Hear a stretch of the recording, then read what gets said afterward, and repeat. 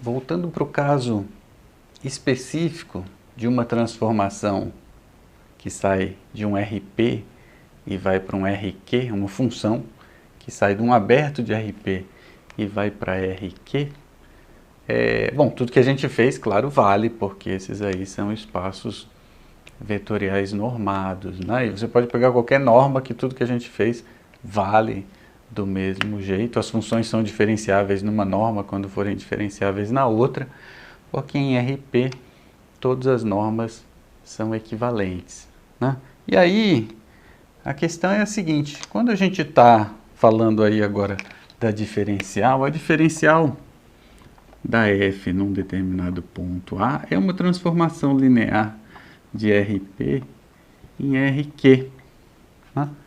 E as transformações lineares de RP em RQ, elas podem ser representadas por uma matriz. Eu gosto de escrever a matriz de uma transformação linear assim, eu ponho transformação linear e colchetes em volta para falar da matriz dessa transformação linear. Bom, como é que é a matriz da transformação linear? Essencialmente você calcula, eu vou chamar de T, tá? Para não ficar repetindo isso aqui, mas isso aqui eu vou abreviar e vou escrever T. Mas aqui na primeira coluna você coloca o T do E1, né? Na segunda coluna você põe o T do E2, e assim por diante, até que na última coluna, que é a pésima coluna, você coloca o T do EP. Então, tudo que a gente precisa fazer para descrever aí a matriz de uma transformação linear de RP em RQ é calcular o T do E1, o T do E2, e assim por diante, né?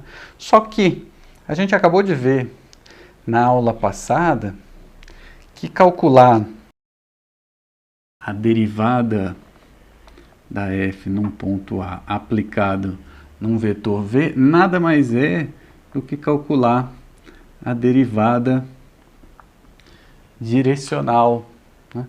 E no caso específico dos vetores da base aí, canônica, a derivada na direção do vetor EJ nada mais é do que a derivada com respeito a jésima variável, né? E a vantagem aqui é o seguinte, você consegue fazer fácil esse tipo de conta, claro, quando é fácil, mas assim, o que eu quero dizer é, num curso de cálculo você aprende a fazer esse tipo de conta, e tem um monte de coisa que você sabe derivar, né? Por quê? Você vai ter basicamente uma coisa de R em R, né? Essas funções, quando você fixa todas as coordenadas e movimenta só uma, você tem agora uma função de R em RQ, né? Mas aí, cada função dessa tem suas coordenadas, cada coordenada é uma função de R em R, R em R. Então, tudo que você tem que fazer é derivar essas coisas aí do jeito que você aprendeu em cálculo 1, né? Calcular derivadas parciais, é tranquilo. Fixa todo mundo, trata esses caras que você fixou como se fossem constantes e sai derivando. A gente ainda vai fazer um exemplo, né? Então, só mais uma coisinha que eu queria escrever aqui para facilitar a vida da gente é o seguinte, essa função f é muito comum que você escreva ela assim, f é igual a f1, fq, né? Na verdade, ela tem cada f de alguma coisa, eu estou aqui na verdade, f de qualquer coisa, tem q coordenadas, é um vetor de RQ, então você pode escrever assim, né? E cada uma dessas f's, na verdade, fj é uma função de ômega em R, né? Aí você tem uma função de ômega em R, e você pode falar das derivadas parciais, aí você vai ter funções de R em R, né? Essa aqui é a ideia. Vamos ver num caso concreto como é que se faz. Você já fez isso, né? Em cálculo 1.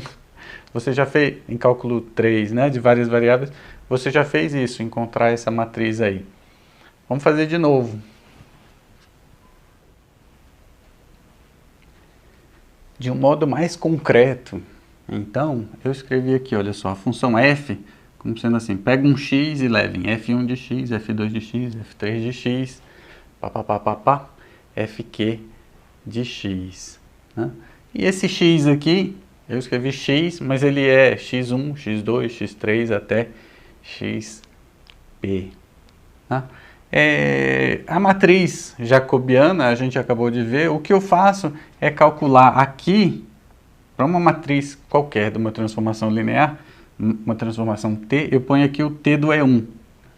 Então, o que eu vou colocar aqui é a derivada da f no ponto A na direção do vetor E1, né? Que nada mais é do que a derivada com respeito à primeira variável. Eu gosto de escrever assim, a derivada com respeito à primeira variável da função f no ponto A.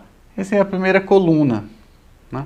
Só que, como você adora encher esse bagulho de índice, botar um monte de funções, e esse x aqui, você gosta muito, não, desculpa pela crítica, mas você gosta muito de escrever assim, x1, x2,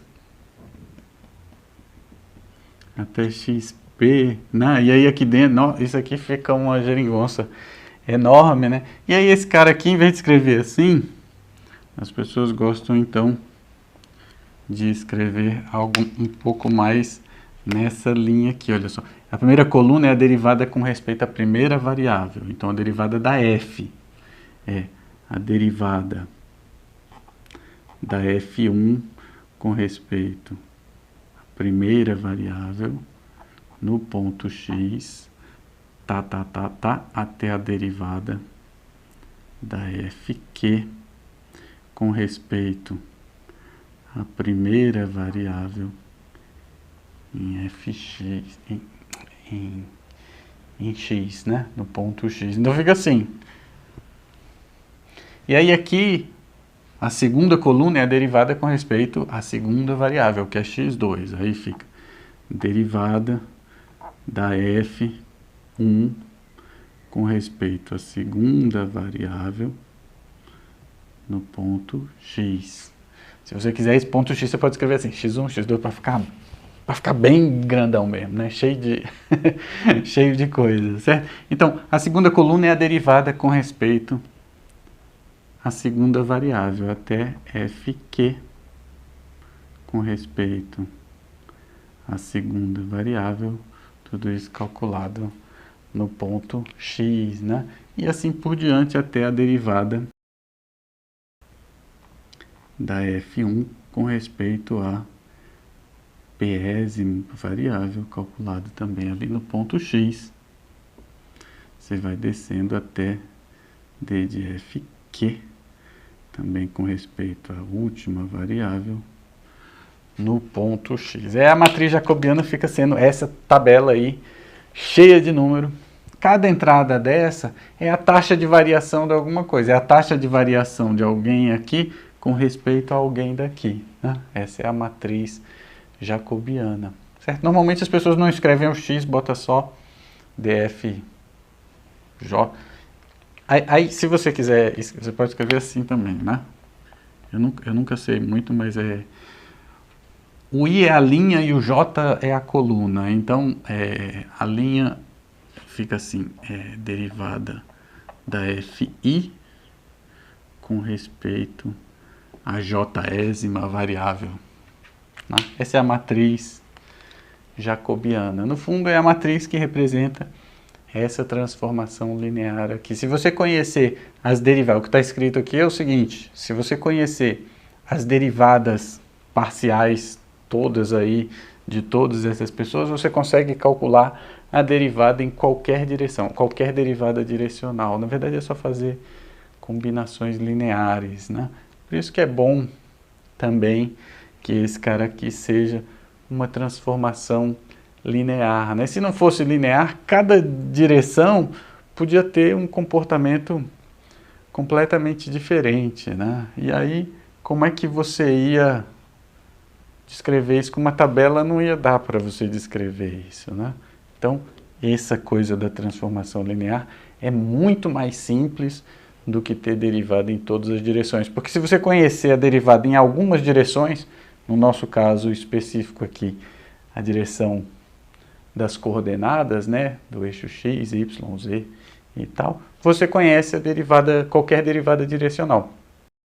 É só fazer a combinação linear delas, né? E é isso que representa essa matriz aqui. Então, bom, essa é a matriz jacobiana. E acho que com isso a gente encerra o assunto dessa semana.